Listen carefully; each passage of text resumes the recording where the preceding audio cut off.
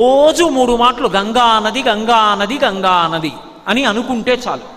అలా పడుకోబోయే ముందు లేచే ముందు ఒకసారి గంగని స్మరించిన వాడు ఎవరుంటాడో అటువంటి వాడి యొక్క మహాపాతకములను కూడా గంగ తీసేస్తుంది. గంగ పరమశివుడి తల మీద పడేటప్పుడు అహంకరించింది. ఈయనంతటి వాడు ఈడ్చవతల పారేస్తానంది. అదే గంగ తన తప్పు దిద్దుకోవడం ఎలా అనుకుందిట. నమః కపర్దినీచ వ్యుక్త కేశాయ చ, పెద్ద జటాజూటంతో ఉన్న శంకరుడే బోడిగుండుతో శంకరాచార్యుల వారిగా వచ్చాడు.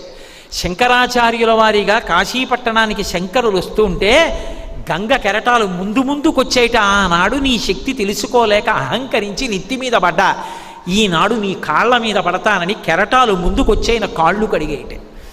గంగ అంత పవిత్రం. ఏ నదినైనా అమ్మా అని కలిపి పిలవడం తక్కువ. యమునమ్మ ఏదో